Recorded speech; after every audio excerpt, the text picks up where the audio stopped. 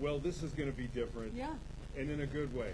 I really like it. Here we are, Children's Wisconsin, raising money for the kids and the families. Yeah. And many times we have moms and their sons here, but very few times do we have the son who's 53.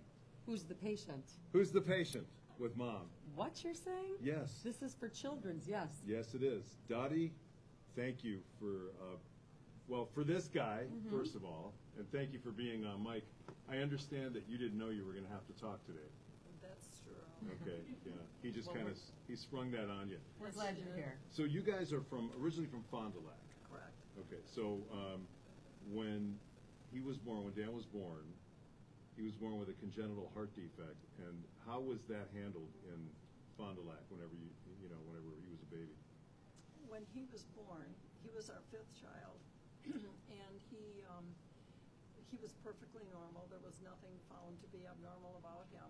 But with 4 siblings just a year or 2 older than he is, there was always somebody sick in the house, so we always had someone with pneumonia or bronchitis or something. So he had pneumonia a couple times, and he wound up in the hospital. I think the first time he was about 3 or 4 months old, and that was in Fond du Lac. And then after he got out, and we went to a pediatrician, that was the only one in Fond du Lac at the time. And then when he got out, he was perfectly fine, and then pretty soon he'd have pneumonia again. So he was in the hospital one time with pneumonia, and during the night, his pulse went down into the high 30s, and he was probably, I don't know, 5, 4, 5, 3, 4, 5. I don't remember. I have 9 kids. I can't remember how old they were. And so they called the cardiologist in Fond du Lac. He wasn't a pediatric cardiologist, but was a friend as well as the only cardiologist. He went in to see him, and he took some imaging of his heart and showed us the imaging, and his heart looked round as opposed to the little oval with the point. So he sent us to Children's, where Dan saw several physicians here. This was, I think it was the old Children's Hospital. Yeah, probably on Wisconsin Avenue. Yeah. Yes, correct. And they did some imaging there and said that he had a very, very rare heart condition called corrected transposition of the great vessels. And in past years, I've looked that up, and it's like 0.04% of the population has this rare anomaly. And so then he, from then on, stayed with the pediatrician in Children's, and when he went to college, then, I had no control, but he did up until then.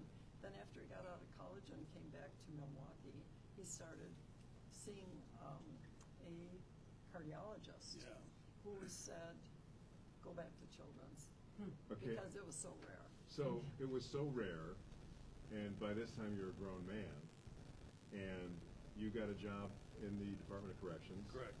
Okay, and you worked there for how many years? 27. Okay, so 27 years. You had no problems at all? Everything was okay? No, I no problems whatsoever until 6 years ago. I wore a Holter monitor, which it will show your heart beating over a 24-hour period. It was showing that overnight it would take 3 to 4 seconds for my heart from the top to the bottom of the beat. So because of that, I had a pacemaker put in. And so if that were to happen again, the pacemaker is just pacing that heart block. If there's that long period of a beat, the pacemaker will pace it. And I had that put in here as well at Children's. And how old were you then? Okay. 47. Okay. Now, you have to understand this, ladies and gentlemen. In our little packet of information about the people we're going to interview today, they have some pictures. Yeah, of all of them. Of everybody. And one of the pictures is Dan here. Is of Dan. He received the award for bravery on February 21st, 2018. He's 53 years old now. But he got this. Do you have this somewhere like in your office or something? I do. Well, I did have it in my office. I retired a year ago. It is now in the basement in my box, which waiting for some place to be put. That's hilarious. So when you go, like when you tried to get treated at other places, I would assume, and they just probably look at you like, we don't know what this is about. Yeah, I mean, kind of how it started, like when I was kind of pressured to go back to see a cardiologist back, I think I was about 28 years old. And I went to see a cardiologist, and he just looked at me like, I'm trying to explain my condition to him. Right. And he's just looking at me like, Not I have understanding. no idea what you're talking about. That's not possible. So, fast forward, about in October of 22, I went into AFib, and my cardiologist here referred me, my electrophysiologist here referred me to Freighter to have a consultation to have an ablation done. They didn't even want to touch it because it's just that rare, you know. So they back to Children's, then talked to my mom, who said, you know, try the Mayo Clinic. So in August of 23, we went to the Mayo Clinic and kind of started a path on how we're going to correct the AFib. So put on some blood thinners and blood pressure medication, and I was in AFib until like a month ago. I was going to have a cardio version, which is shocking your heart back into rhythm. And to do that, they put me on some medication to make that procedure more successful. So I just had, like 2 weeks ago, I had an EKG, and it showed that I'm not AFib because I've been on this medication. So the medication alone did it? Yes. Oh, and that's fantastic. That's amazing. That's incredible. So I'm now on a lower dose of that medication to see if I can stay out of AFib. I have an appointment in 2 weeks, and we'll find out. That's awesome. Now, that's not where your story with children ends, though. Right, right. No, because they referred me back here. You know, Mayo's like, well, you can get all this stuff done at Children's. So I still put all my appointments here, have all my testing done, the echo, the EKG, everything. And now you work here. And now I work here. I just got hired about 3 months ago, working in public safety part-time. Wow, that's fantastic. But you have to tell us, what was it like to be an inpatient here with all those little ones around you? And what did they do when they went by you? Did they just give you a look like, what are you? There's a couple of good stories with that. So, I remember the day that I had my pacemaker put in, they put me up in a room on one of the children's floors, but it was kind of like we could call it a suite because it was kind of further away from all the other rooms. All right. And I ordered dinner that night, and they brought the food up, and it was like a really small cheeseburger and 3 fries. Like a Happy Meal. Right. You know, the kid Yeah. size. You got the kid-sized meal. 'Cause Right. You're at a children's Exactly. hospital.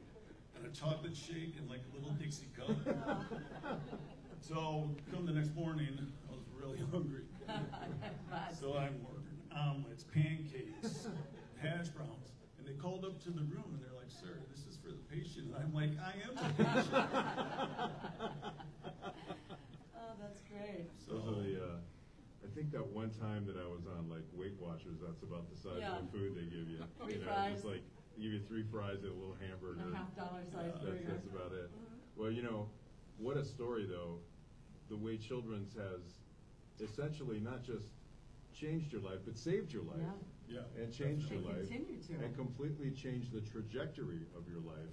And now you're even working here. It's just an amazing story. And that's just, you know, having been coming here twice a year for the last 50 years,